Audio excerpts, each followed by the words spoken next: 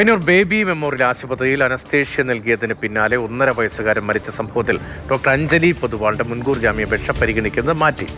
ഈ മാസം 27-ലേക്കാണ് മാറ്റിയത്. CK വിജയനുണ്ട്. വിജയൻ മുൻകൂർ ജാമ്യാപേക്ഷയുമായി അവരിപ്പോൾ കോടതിയെ സമീപിച്ചിരിക്കുകയാണ്. ഇപ്പോൾ കേസിന്റെ അന്വേഷണത്തിന്റെ നടപടികൾ ഏത് ഘട്ടം വരെ എത്തി? മറ്റു വിവരങ്ങൾ എന്താണ്? അന്വേഷണം പുരോഗമിക്കുന്നു എന്നാണ് നമുക്ക് മനസ്സിലാക്കാൻ വേണ്ടി കഴിയുന്നത്. കഴിഞ്ഞ ദിവസം മെഡിക്കൽ ബോർഡ് ചേർന്നിരുന്നു. ആ മെഡിക്കൽ ബോർഡിന്റെ റിപ്പോർട്ട് തയ്യാറായി വരികയാണ്. ഇന്നോ നാളെയോ ആയി മെഡിക്കൽ ബോർഡിന്റെ റിപ്പോർട്ട് അന്വേഷണ സംഘത്തിന് കൈമാറും. ആ മെഡിക്കൽ ബോർഡിന്റെ ശുപാർശകൾക്ക് അനുസരിച്ചായിരിക്കും അന്വേഷണ സംഘത്തിന്റെ അടുത്ത നടപടികൾ ഉണ്ടാവുക. കണ്ണൂർ DMOയുടെ നേതൃത്വത്തിലുള്ള 5 അംഗ സംഘമായിരുന്നു മെഡിക്കൽ ബോർഡ്. ആ ബോർഡ് ഈ കാര്യങ്ങളെല്ലാം തന്നെ വളരെ വിശദമായി പരിശോധിച്ചിട്ടുണ്ട്.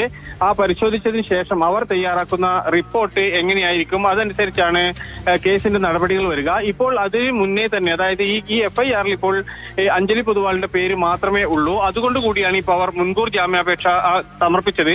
ആ മുൻകൂർ ജാമ്യാപേക്ഷ ഇന്ന് രാവിലെ പരിഗണിക്കുകയും പിന്നീട് അത് 27-ാം തീയതിയിലേക്ക് മാറ്റിവെക്കുകയും ചെയ്തിട്ടുണ്ട്. ഇനി ഈ അന്വേഷണ സംഘത്തിന്റെ കയ്യിൽ ഈ റിപ്പോർട്ട് കിട്ടിക്കഴിഞ്ഞാൽ മറ്റ് ഡോക്ടർമാർ ഇതിൽ പ്രതികളാകുമോ, അതായത് പീഡിയാട്രീഷ്യനും അതോടൊപ്പം തന്നെ അവിടുത്തെ മറ്റ് ഡോക്ടർമാർ ഇതിൽ പങ്കാളികളാണോ, അവർക്ക് ഏതെങ്കിലും രീതിയിൽ വീഴ്ച വന്നിട്ടുണ്ടോ എന്ന കാര്യങ്ങളൊക്കെ ഈ മെഡിക്കൽ റിപ്പോർട്ടിനെ ആശ്രയിച്ചായിരിക്കും ഉണ്ടാവുക.